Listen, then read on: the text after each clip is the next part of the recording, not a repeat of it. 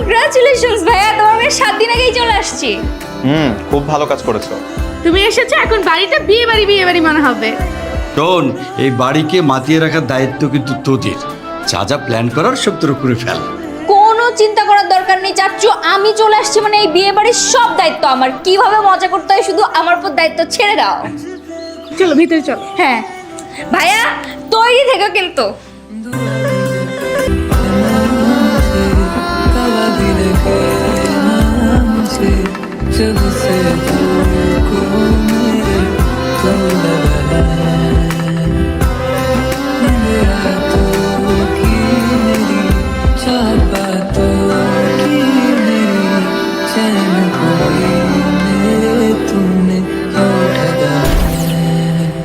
দেখো তোমাদের দুজনকে কত মানাচ্ছে। কেয়া, তুই কিন্তু আমার তো অনেক মার খাবি। যত সব আজে বাজে কথাবার্তা, ফাজিল একটা।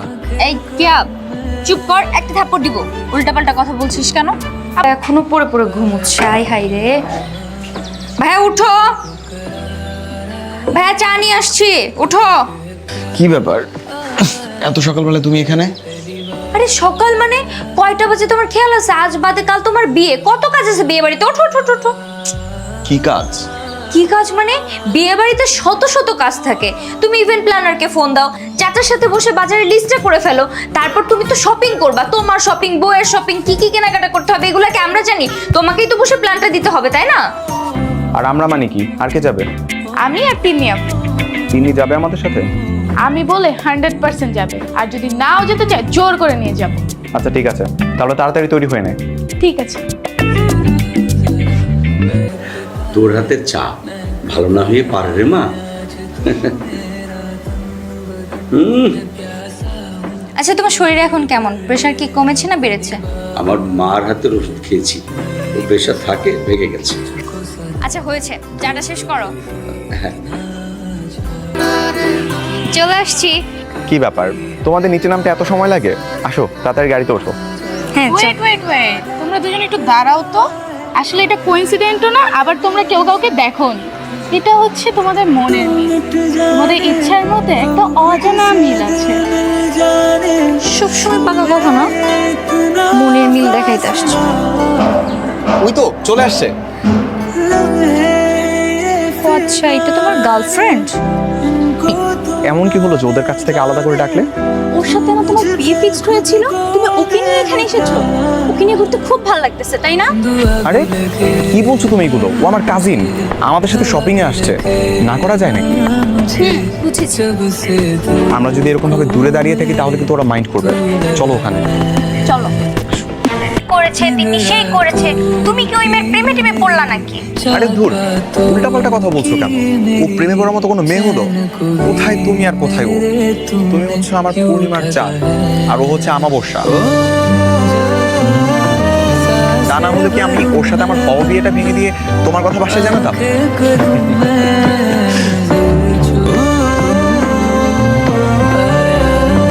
তুমি এখানে, আর আমি কিনা পুরো বাড়ি জুড়ে তোমাকে খুঁজে বেড়াচ্ছি।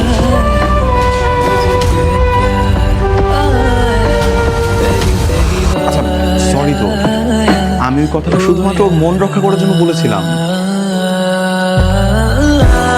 হায় রে, কি বিপদে পড়লাম। কি ব্যাপার, তোমরা রাতের বেলায় বাইরে বের হয়েছো, আমাকে ডাকো না কেন? তোমাকে ডাকবো কেন?